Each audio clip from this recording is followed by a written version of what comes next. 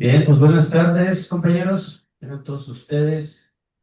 El día de hoy, pues debido al pronóstico que estaba algo alto de lluvia, decidimos venir a nuestra segunda casa, el Museo Tarique. Y pues aquí le damos la bienvenida a los compañeros que nos acompañan aquí en el museo y los que están conectados para la plataforma. Bienvenidos sean todos a nuestra reunión semanal. Les habla René Chávez Domínguez, presidente del Grupo de Historia del Parque de la Revolución. Y el día de hoy pues tenemos la séptima plática sobre la Segunda Guerra Mundial. Ya sería la última, a cargo de la compañera Heidi Ramírez. El tema es el batallón 6888, va a estar muy interesante esta charla. Entonces, voy a leer aquí la semblanza de Heidi. Heidi Ramírez Cisneros es originaria de Chihuahua, Chihuahua, México, de profesión arquitecta y representante de la Comisión de Cultura de la Barra de Arquitectos de Chihuahua AC. Combina su profesión con estudios e investigaciones históricas de distintos personajes y temas de la historia por afición. Es socia de la Fundación General Felipe Ángeles. Ha colaborado en diversos eventos históricos, culturales, como maestra de ceremonias, ponente, organización y logística. También ha efectuado ponencias de personajes como don Abraham González, Felipe Ángeles, Dolores Romero de Revilla, Aurora Reyes, logrando con ello tener un acercamiento con sus familiares y descendientes a los cuales ha proporcionado datos desconocidos sobre el personaje y han estado inclusive como invitados especiales en sus charlas, alumnos. Colaboró con el historiador Miguel Anguiano Carlos, que en paz descanse, en diversos recorridos de exploración de túneles y gestiones gubernamentales en pro de la historia y la cultura de Chihuahua. Ha logrado incursionar en el tema histórico como parte de la participación femenina chihuahuense. Participó en la convocatoria Chihuahua, Cuna de la Revolución, a inicios del 2020, al lado de ciudadanos, escritores e historiadores con trayectoria reconocida. Gestora y promotora cultural independiente, invitada al comité organizador de la Fundación Visión Villista para el centenario luctuoso del general Francisco Villa, teniendo participación en el Capitolio de Washington, DC, en el 2023. Y es colaboradora en el periódico El Universal, donde ha escrito varios artículos muy interesantes. El último, pues ahí del patrimonio de las casas de algunos personajes que están abandonados, y pues esperemos que con eso haya eco en las autoridades y pues den una manita allá a esas viviendas de personajes ilustres chihuahuenses. Muy bien, Heidi, pues bienvenida y con este tema muy interesante del batallón 6888. Adelante. Gracias, René. Buenas tardes. Gracias a todas y a todos por abrir un espacio en sus agendas. Vamos a iniciar con el batallón 6888, quien al entrar en contexto, al entrar la Segunda Guerra Mundial, el Congreso de los Estados Unidos autoriza la organización del Cuerpo Auxiliar del Ejército de Mujeres en el año 1942. Sí. Y pues aquí mujeres se enlistan tanto de raza blanca como de raza negra. Los voy a estar manejando así en ocasiones como raza negra o raza afroamericana, porque así es como yo pude también a consultar los documentos de la investigación. Y bueno, esto ocurrió en 1942. La primera mujer que nombran oficial es Charity Edna Adams, quien fue la encargada y comisionada para ser la oficial de este batallón del cual hoy vamos a comentar. Vamos a dar la oportunidad aquí para que vayamos viendo las láminas.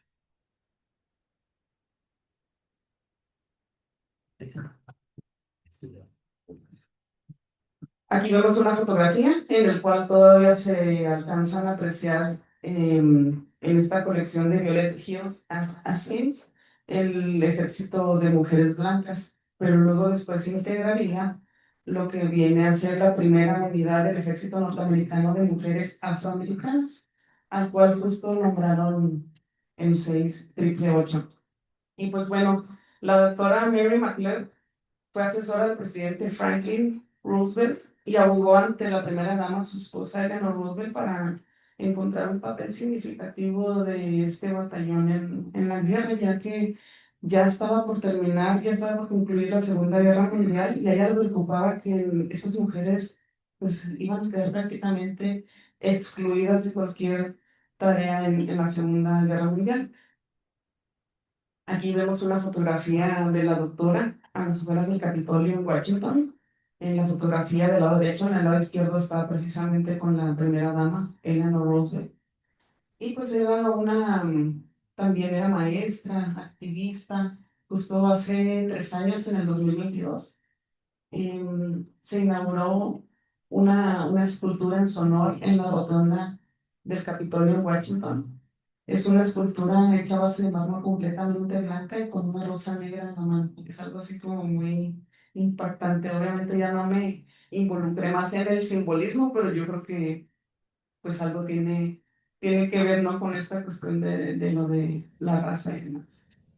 Bueno, en el verano de 1944 en Georgia comienza Charity Adams a supervisar las primeras acciones que realizaban de entrenamiento. ¿Qué era esto?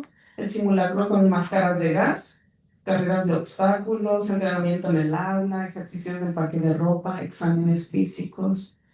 Y cuando fueron llamadas a servir a la nación, pues varias de las chicas se vieron la necesidad de trasladarse en tren hasta llegar a Washington porque pues de ahí partirían en alta mar, ¿no? Y justo cuando llegan a Washington comienzan a percatarse que al ir caminando entre los pasillos que las conducían a su lugar de salida, había varios letreros que decían en todos lados: solo blancos, solo blancos, solo blancos.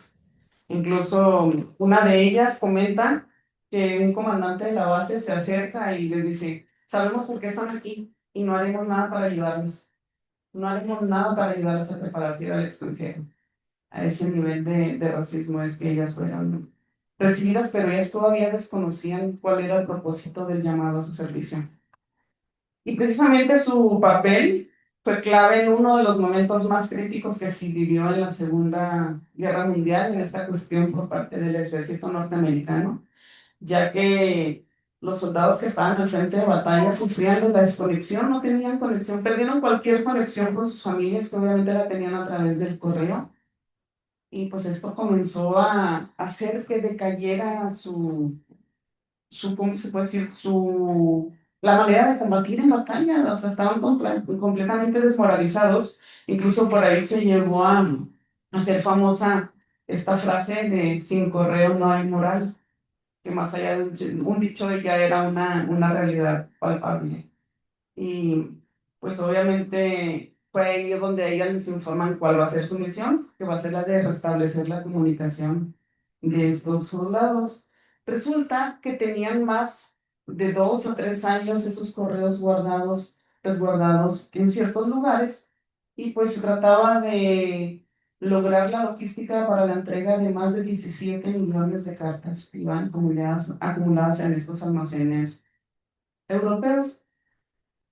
Estas chicas al frente de Adams, pues no era así como que cualquier labor fácil. Incluso Adams llegó a expresarle a sus superiores de que no solo se trataba de entregar 17 millones de cartas, sino a la vez de lograr una adecuada logística para atender a 855 personas, a su vez mantenerlas seguras y motivadas también, ¿no? Porque pues al final de cuentas iban a estar lejos de sus familias y probablemente no regresarían, porque pues obviamente, a pesar de estar en el fin de la Segunda Guerra, pues estaban expuestas a, a cualquier accidente o suceso que pudiera ocurrir.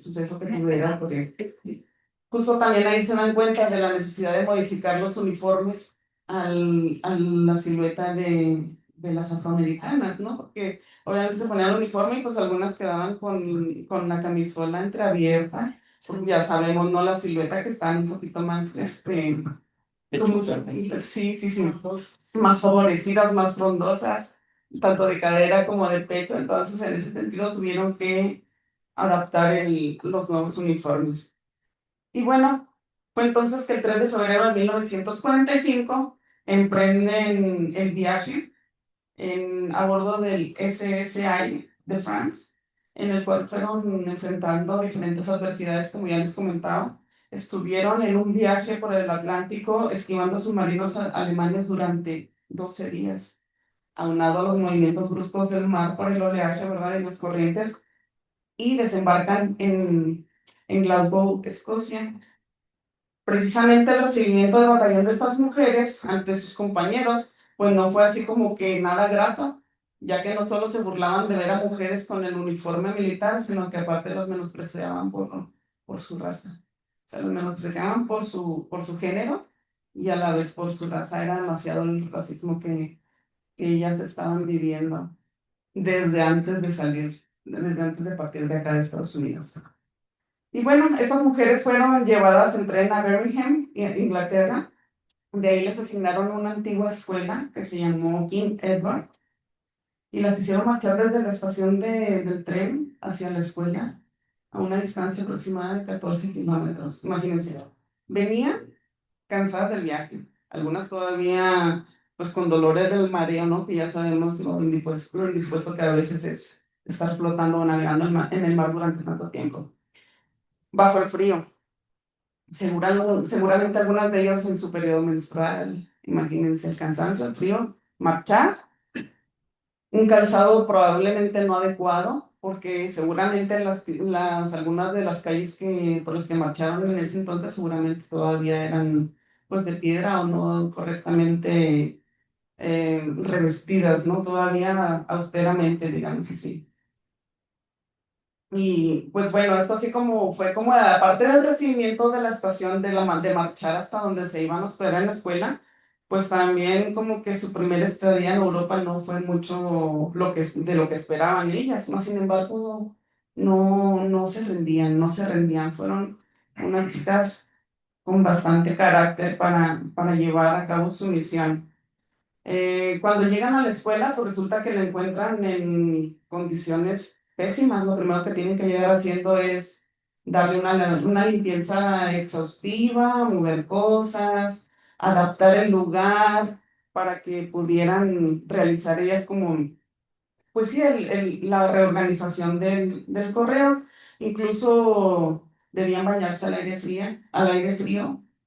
libre, perdón, en el frío aire de febrero.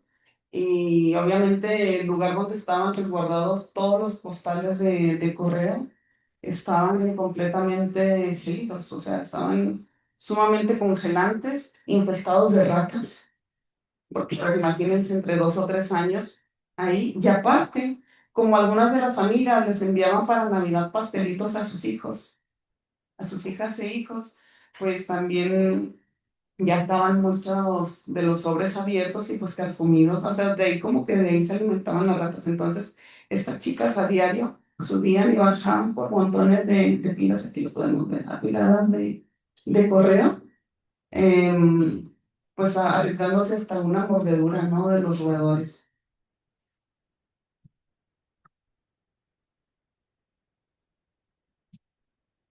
Su lugar de trabajo estaba exactamente en la misma escuela y se ha encontrado documentación e información de que probablemente lo hacían en el gimnasio de ahí de la escuela o en alguna sala que estaba bastante amplia en la cual podían colocar mesas y extenderse. Obviamente el lugar no estaba como adecuadamente iluminado debido a que tenían que también mantener barricado, o sea, pues sí, barricado en las ventanas, ¿verdad? Entonces no entraba mucha iluminación natural. Puertas y ventanas estaban con barricadas.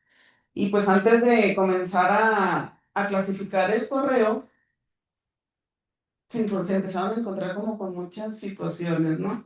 Como por ejemplo que algunos nombres eran comunes y repetitivos, estuvieron bajo prueba y error porque las tropas tenían constante movimiento. Entonces, uno de los motivos por los cuales se detuvo el correo por ese periodo fue porque obviamente estas cartas, estos correos contenían información muy privilegiada de ubicaciones, de qué gente estaba, de logística.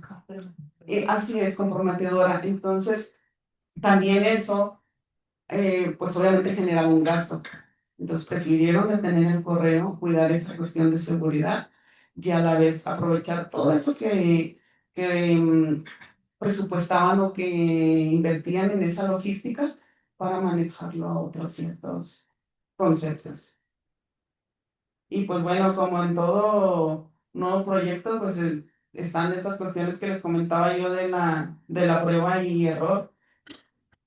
¿Qué es lo que se encuentra? Pues tienen que reorganizarse, asignándose a 3 turnos por cada 24 horas. No había computadoras, todo tenía que hacerse de manera manual y el correo que ellos clasificaban era del Ejército, del Cuerpo de Marines y de la Cruz Roja. Y obviamente pues la información de cada soldado tenía que hacerse por separado. Por ejemplo, las mujeres tenían que identificar en dónde estaba combatiendo actualmente, la unidad de cada hombre, si seguía o no con ellos, si estaban heridos, si estaban en Europa y ya los habían regresado a Estados Unidos. Y obviamente pues las bajas, los que habían muerto en el combate, debían anotarse en sus nombres y su correo debía devolverse al remitente en la brevedad. Les comentaba que había algunos nombres muy comunes y repetitivos. Por ejemplo, se toparon con que había 7.500 Robert Smith sirviendo en las operaciones europeas. Otros tantos más, pues las abuelas o las hermanas pequeñas o los hermanos pequeños solo ponían un nombre, les ponían Robert o Junior o Tommy y no había más información. Entonces, ¿qué tuvieron que hacer ellas? Prácticamente desarrollaron una habilidad detectivesca. Algunas de ellas empezaron a ser muy observadoras en cada uno de los sobres, empezaron a determinar perfumes que traían los correos, telas, porque pues a veces ponían ahí un recuerdito de algo del remitente, sellos, la tipografía de la letra. Crearon toda una red de detectivistas, estas chicas que fueron logrando localizar como a qué zona o de a qué área pertenecía cada una de estas cartas. Y por ejemplo, en cada turno se procesaban 65,000 piezas de correo. Por aquí vemos imágenes de cómo estaban clasificadas. Eran 3 turnos. De esas 65,000 piezas de correo, en promedio les tocaba a cada una 237 cartas, es decir, 29 cartas por hora. Imagínense toda la presión que tenían estas chicas. Para esto el gobierno les asignó 6 meses para poder lograr esa tarea. Y obviamente pues todo el mundo dudaba de ellas, incluso en los entrenamientos antes de partir, dudaban de que ellas tuvieran la capacidad de lograr esta hazaña. Iban y les tomaban fotografías para ver si realmente, o sea, de todos los errores, vaya, cada error que cometían, tomaban la fotografía y lo publicaban de que ellas no iban a poder, que no eran capaces. Y bueno, pues esta labor que les comento que estaba destinada para realizarse en 6 meses, ellas la concluyeron en 3. Vamos a ver aquí un video, que es un video original de esta tarea que hicieron ellas, carece de sonido. Vamos a verlo, como lo fueron documentando. Aquí de la wax, que es el cuerpo, aquí como se va viendo, que van como haciendo el borrón y cuenta nueva y cómo van de nueva cuenta buscando y encontrando al remitente verdadero.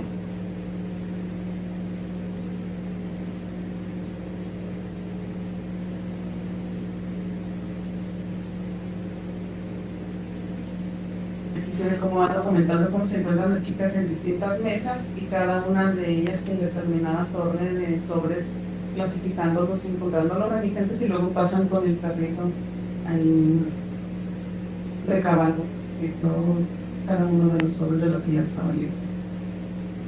Aquí se ven una especie de sacos como de bolsas, digamos a lo que se pareciera ahora a las bolsas de la ropa sucia, contenedores, algo así parecido, pero a base de tela, y ahí van clasificando hacia qué área va cada uno de estos correos. Entonces, estas chicas realizaron una labor táctica.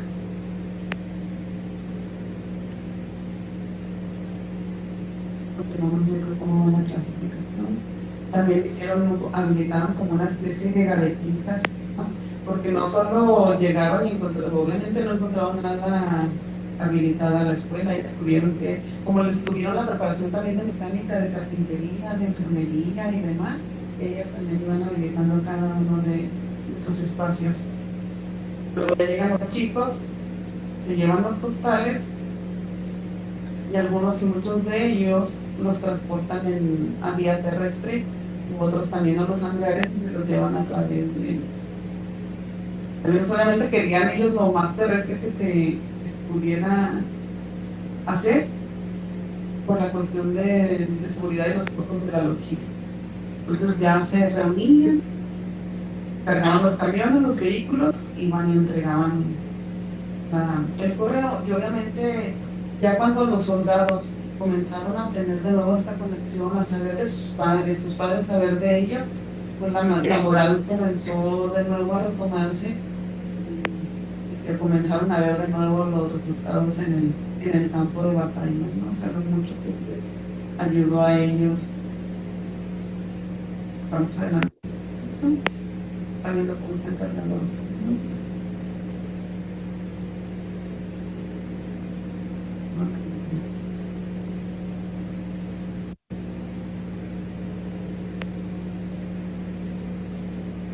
Y pues bueno, resulta que una vez terminada o concluida esta tarea, las mandan a una siguiente ubicación, ahora en Grand Francia. Ahí desembarcaron en La Havre a principios de junio, y durante su viaje quedaron impactadas ante la escena que vieron ellas de destrucción producto de la guerra. Incluso algunos de los habitantes les dieron una cálida bienvenida, pero luego descubrieron un problema. Como ya el fin de la guerra estaba en puerta, muchos de los soldados comenzaban a ser ya liberados, o sea, ya dejarlos, digamos que hicieran, sí, o sea, ya libres. Y al enterarse que ellas estaban cerca de su campamento, pues comenzaban merodear el campamento, pues en busca de tener algo con las chicas, ¿no? Y ahí les prohibieron a la UAC, que es la policía militar, que utilizaran armas. Entonces tuvieron que encontrar otra manera de proteger al batallón, y la encontraron entrenando artes marciales, en este caso Jiu-Jitsu. Y pues fue una manera, una estrategia en la cual ellos lograron mantener alejados a estos hombres de ahí con las chicas. Aquí estamos viendo una fotografía de los miembros del batallón 6888, en donde participan en una ceremonia de un desfile en honor a Juana de Arco. Recordemos que aquí fue justo en este lugar, en el mercado, donde fue quemada en la hoguera, en Ruanda. Aquí podemos ver a las chicas, parte del batallón.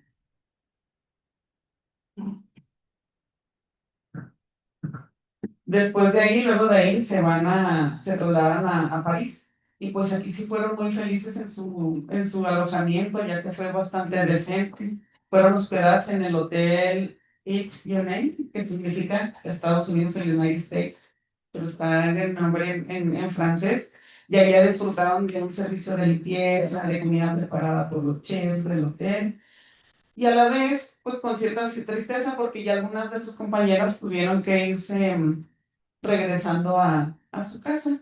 En este caso, la mayor Adam solicitó retener algunas de ellas para continuar ayudando con el correo, y volvió a ocurrir lo mismo. Nada más que aquí ya algunos de los ciudadanos y lugareños quisieron participar, quisieron colaborar con ellas para lograr una vez más la labor titánica, que también les dieron 6 meses para lograr, ya que también tenían correos más o menos el mismo tiempo, entre 2 a 3 años se acumularon.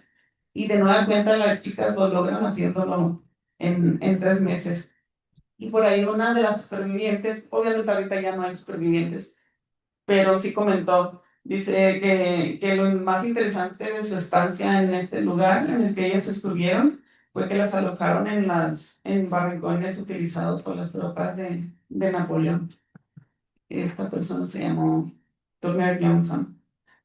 Y pues bueno, ya también aprovechaba ya Charity Adams parte de su liderazgo para ayudar a financiar, a recaudar fondos para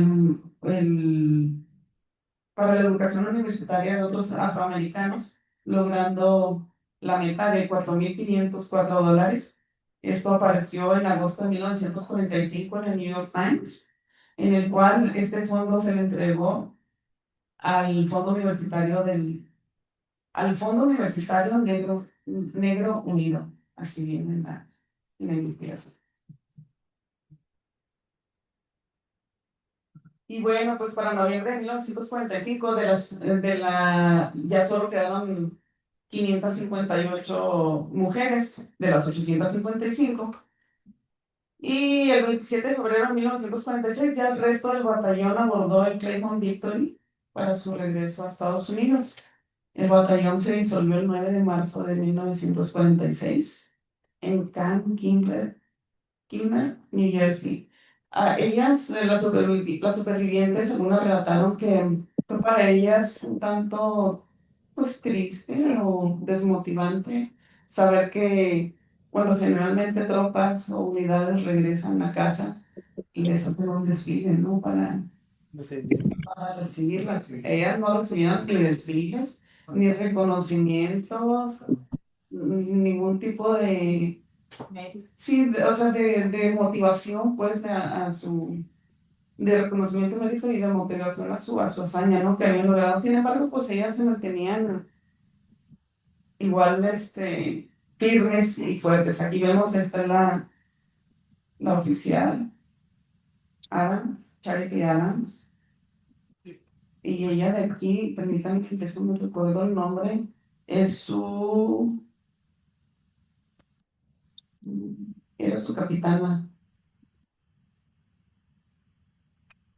Ella fue su capitana, no traigo aquí el nombre de la mano, pero fueron las dos principales que estuvieron manejando todo este batallón. Imaginémonos 855 mujeres ahí formadas y con esa logística para llevar a cabo esa labor titánica del correo. Aquí vemos que están en las calles de París. Miren, aquí se alcanza a apreciar un poquito. Parece ser un pavimento adoquinado. Vean el calzado que traía. Pues imagínense marchando por 14 kilómetros bajo las condiciones que ya les había ahorita compartido. Aquí está también otra fotografía de parte de las chicas del batallón. Y pues como les comentaba ahorita, dentro de los oficios que también ellas, o conocimientos que también adquirieron, estaba también la mecánica, ¿no? Y pues manejar y demás para las unidades. Y bueno, en noviembre de 2009 hubo una celebración de un evento en el Monumento a las Mujeres en Arlington. Y fue justo ahí donde Michelle Obama, la primera dama en ese entonces, envió un mensaje de reconocimiento y agradecimiento a las mujeres que formaron parte de este batallón. Le nombraron el batallón 6888 del Directorio Central Postal. En años recientes se identificó que algunas de estas mujeres fueron también, bueno, también se les conoció como el 6888, y se ha encontrado de que al menos hubo una mujer mexicana y una mujer puertorriqueña que eran parte de esta unidad con sangre directa afroamericana. Y obviamente estas mujeres pues se encuentran entre los personajes anónimos, ¿no? Totalmente de la Segunda Guerra Mundial. Para el 2018, el senador Jerry Morgan legisló ante el Congreso de los Estados Unidos la propuesta de otorgar la medalla del Congreso a los miembros que pertenecieron al batallón 6888 y en el 2020 se aprobó durante el periodo presidencial de Joe Biden, el cual firmó y aprobó el decreto para reconocer oficialmente la valentía y contribución de estas mujeres en la guerra. Obviamente sus familiares, sus descendientes, pues fue un momento bastante emotivo para ellos. Y ¿cómo se pudiera decir? Qué ironía o qué sorpresa que justo el presidente que les otorga esta medalla nace en 1942, cuando se comienzan a enlistar todas las mujeres al ejército norteamericano, ¿no? Pues, ¿cuántos años tuvieron que pasar, coincidente, para que se otorgara este reconocimiento ya de manera oficial ante el Congreso? Aquí estamos viendo una imagen también en donde aparecen parte de las chicas del batallón y en el cual se hace este referente, ¿no? Fue el único, dice, el batallón 6888 del Directorio Postal Central fue el único batallón compuesto exclusivamente por mujeres y negros que sirvió en el extranjero durante la Segunda Guerra Mundial. Liderado por la mayor Charity Adams Early, estaba formado por más de 855 mujeres afroamericanas. Muchos miembros recibieron medallas por su servicio y en el 2018 se erigió un monumento en su honor en Fort Leavenworth. Este monumento se encuentra en Kansas y me parece que 4 o 5 supervivientes todavía tuvieron oportunidad de estar ahí presenciando la inauguración de este monumento. Bueno, no la inauguración porque ya estuvieron un día antes ahí. Obviamente aquí vamos a ver una fotografía, pues ya de adultos mayores. Aquí estamos viendo cómo se tomaron la foto del recuerdo antes de ser inaugurado el monumento este que les comento. Y pues obviamente su trabajo demostró que ni el color de su piel ni el de su género, o sea, no importó para que se pudiera demostrar de la gran capacidad que ellas tuvieron para servir a su país. Incluso su esfuerzo pues siguió abriendo puertas a futuras generaciones y la edad promedio de estas chicas fue de mujeres de unos 23 años. Obviamente también me gustaría comentarles que estas mujeres negras se unieron a la guerra en 1942. Solo el 10% de la fuerza podía ser afroamericana, de todo el ejército, y por eso se les apodaba el 10%. Todas las mujeres deberían de tener un diploma de secundaria al menos, los hombres no. Las 150,000 mujeres que sirvieron en uniforme a la Segunda Guerra Mundial eran las mejores y más brillantes. Todas con secundaria, algunas con licenciatura e incluso con maestría.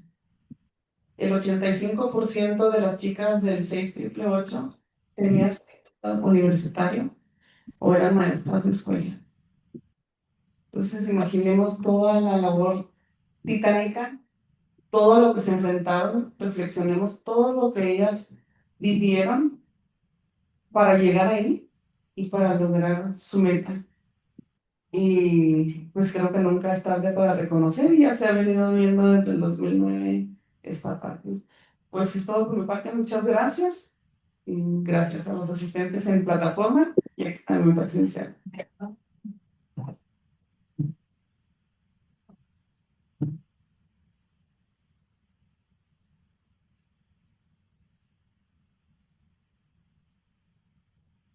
Bien, pues interesante, o sea, esa parte de que no hizo en la Segunda Guerra Mundial, de que son batallas o campos de concentración, pero eso, detrás de todo eso pues hay muchas historias, ¿no? Muy bien, es algo que en lo personal desconocía totalmente. Muy bien, pues entraremos a las preguntas, comentarios, aportaciones. Y tenemos ahí, vamos a dejar de compartir.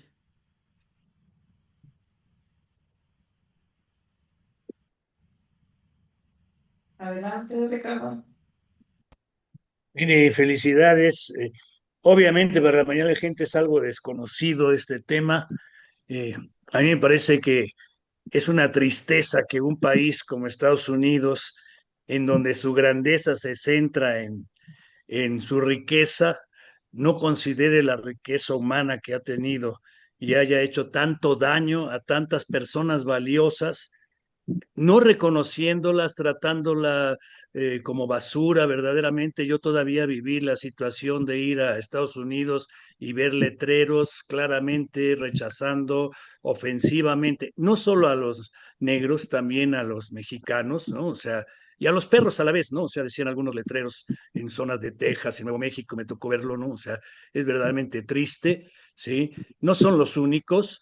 La invasión a México fue con negros, ¿no? O sea, predominantemente, ¿no? O sea, cuando van contra Villa, en fin, mi respeto para la gente de origen negro, aquí sí lo digo así en ese sentido, porque esto de afrodescendientes, pues elimina a la gente de Marruecos y a la gente de Sudáfrica, en fin, y que pareciera ser que todos los que vienen de África tienen que ser de este color, ¿no? O sea, mis respetos, ¿no? O sea, yo creo que verdaderamente esta fecha es fundamental para la, la, el orgullo del origen racial, ¿no? O sea, en ese sentido, para cualquier raza, ¿no? O sea, pero Estados Unidos ha fundado su desarrollo bajo la tristeza y la desgracia de otros, ¿no? O sea, arrasó con la indianidad que tenía o pueblos originarios, como le queramos llamar hoy día, ¿no? O sea,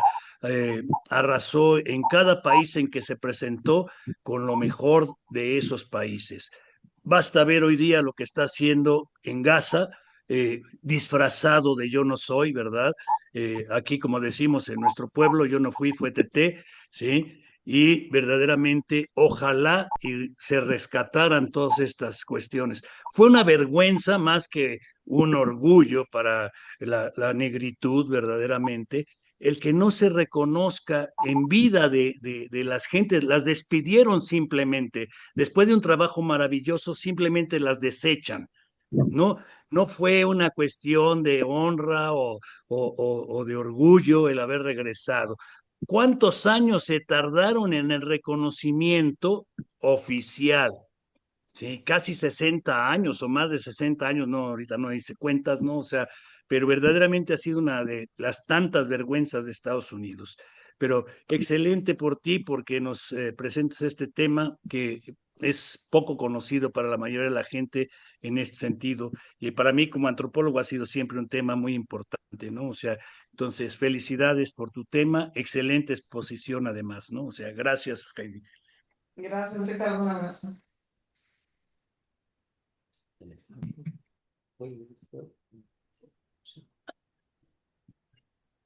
Tenemos aquí al doctor Saramaga. Buenas noches a todos. Bueno, felicitar a la compañera Heidi por su excelente plática, realmente muy interesante. Nomás quiero complementar un poquito de la vida de Charity Adams Early. Early era el esposo médico. Ella, después de este servicio, se casó. Tuvo el grado de teniente coronel, que es un grado muy respetable dentro del ejército. Aún así, por su raza le dieron buen grado. Ella fallece en el 2002 y cuando se estrenó la película al respecto de este batallón que se estrenó en 2024, había dos sobrevivientes y pues no sabemos ahorita cuántas quedan, pero en ese entonces, el año pasado, había dos sobrevivientes de ese batallón. Eso es todo y felicidades. Interesante, gracias. Perfecto, Iván.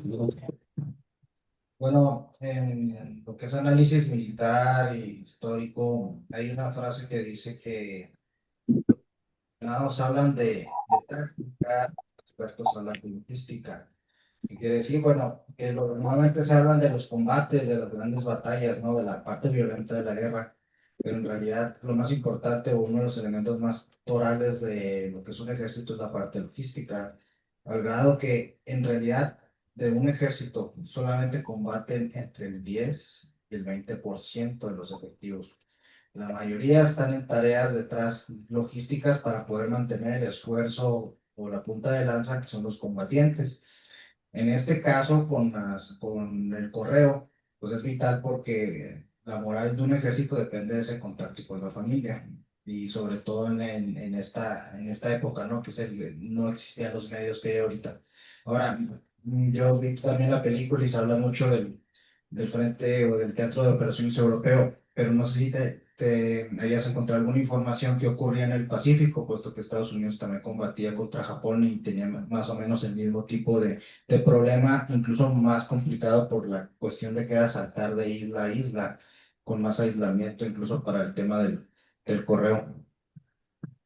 Gracias, pero no, fíjate que realmente no encontré algo, así, un contexto a qué ocurría acá en el Pacífico, sinceramente no. Bueno, pues, Buenas tardes. Felicidades. Era una cosa que también yo desconocía por completo. Lo que me llama la atención es hacer invisibles a personas que aportaron mucho a la causa, ¿no? O sea, yo vi la película Rescatando al Soldado Ryan, y nunca se menciona ahí a las mujeres. O sea, no, las cartas no las entregaban ellas, eran hombres los que entregaban el correo. Es lamentable, como dijo el antropólogo, que quieran hacer invisible la aportación que hacen otras razas, ¿no? Dentro de la sociedad sajona de los Estados Unidos. Porque en realidad, si vemos eso, tenemos también un escuadrón de pilotos de color que también estuvo, pues, se desconocía, ¿no? Los colas rojas de sello con el emblema que traen en el avión. En la NASA hubo unas científicas matemáticas que apoyaron mucho para el desarrollo de, de los vuelos espaciales. Creo que le llaman las sombras ocultas, se llaman. O sea, eran tres mujeres de color también.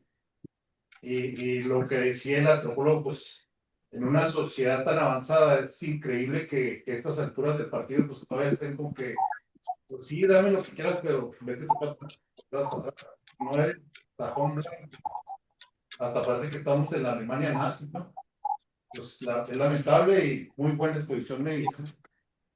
Gracias. Gracias. Recordemos nada más que la entrega, ellas hicieron la clasificación del correo, probablemente por eso no se menciona ahí en la película. Bueno, no, también para felicitarte, Heidi, por esta exposición y reforzar lo que han dicho los demás compañeros, un tema totalmente desconocido para muchos.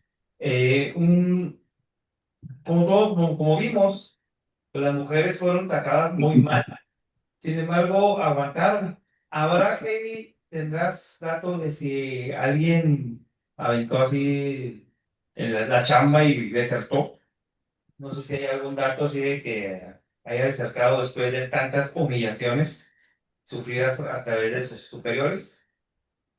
Realmente ninguna desertó. Órale. Ni una sola desertó. Yo creo que tenían enfrente a una gran líder que las mantenía, yo creo, ellas con esa motivación y esa seguridad de seguir adelante y de que realmente estaban trabajando como un equipo.